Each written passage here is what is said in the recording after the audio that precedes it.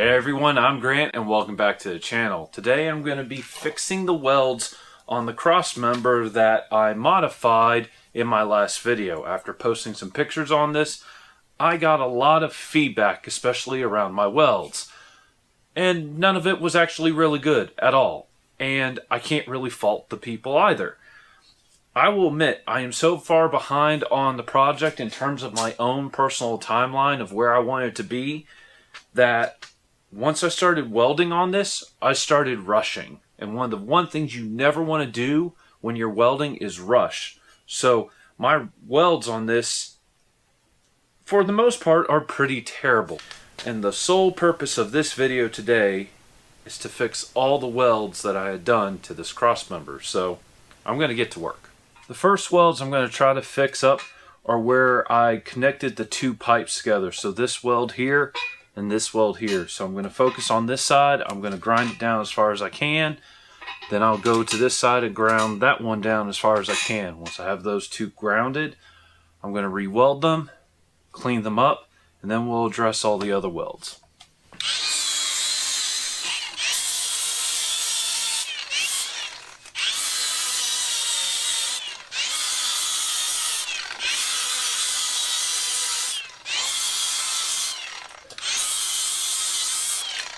Couple of things. It actually looks like a lot of my welds did much better than I thought. I just rushed the job of cleaning them up, so it looked really bad. One of the things I did, especially with all these various spot welds you see, I welded them up pretty high because I was trying to get good penetration to the round tubing that I have inside of this outer tubing. And as you can see here, this is one of those ones where I ground away the excess weld. It's actually really good. So I'm going to spend time continuing to clean up the bar, but around this joint here, and I can tell you I'm going to run into the same thing with this joint over here, I know I have gaps. I can see them right there, right there. I have one right there, right there. So I am going to re-weld these two, but I think the rest of them I'm going to clean up. And actually, I have a gap right there, so I need to touch that up. So I'm just going to clean up the entire bar, and then I'll go back and fill in any spots that I missed. And the other thing I really want to stress, one of the other comments I got was, well, the second you land on a boulder, this bar is going to bend. But that is true, it probably would bend, but I'm going to have skid plates, and this is above the skid plates. So that's something I don't really need to worry about. But anyway, I'm going to get back to work.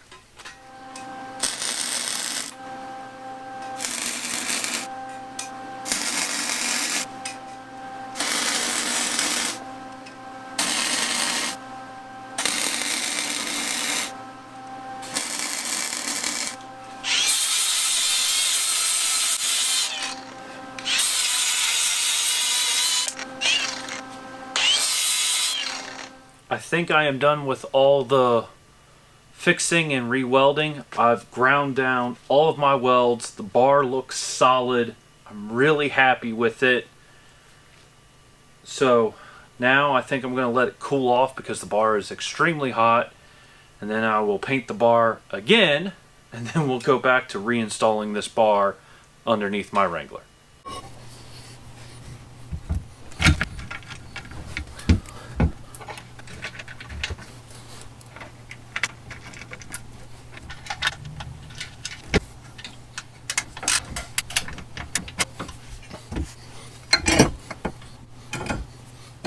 So what I'm about to do, everyone, is take my transfer case back apart because I've never really assembled it. And what I want to do is seal up the bearing cap to the input shaft. And one of the reasons why I went ahead and installed this is I want to see if I can install the front half of my MP231 while this is in place. It's always a real struggle to try to hold this and put the transfer case up there. So I'm not sure this is going to work, but I'm going to give it a try.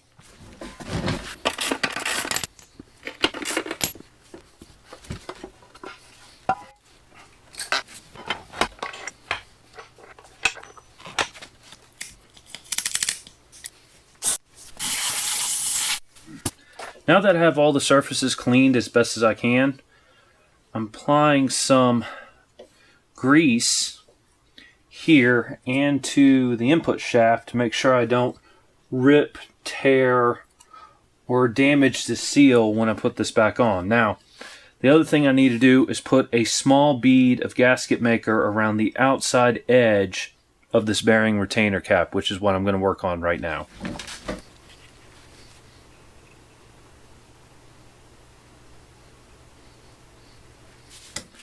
Now, a trick to getting this lined up correctly, because these bolts are not symmetrical, is this indent here lines up with this hole on your MP231 transfer case.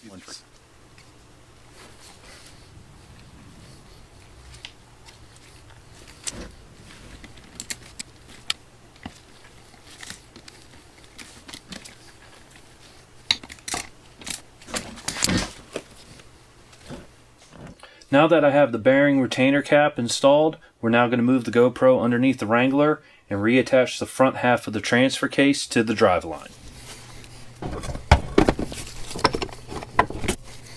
It actually went much smoother than I was expecting.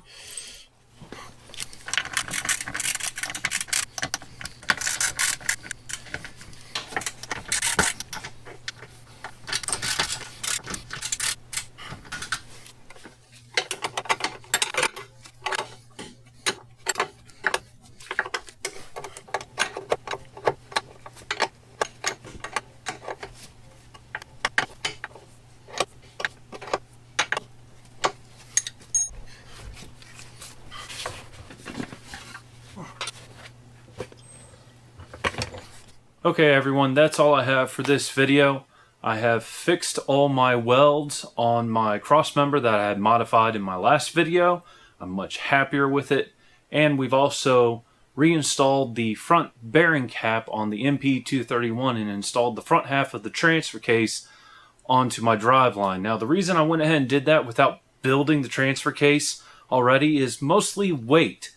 That transfer case gets kind of heavy, and I don't have a really good way of lifting it by myself. I have done it in the past, and after doing it a couple of times, I realized it probably wasn't the safest thing in the world. And I do know for a fact that you can assemble these transfer cases with the front half still attached to your driveline. So that's what I plan on doing here. But anyway, it's YouTube. You know what to do. Take out more than you bring, tread lightly, and I'll see you soon. Goodbye.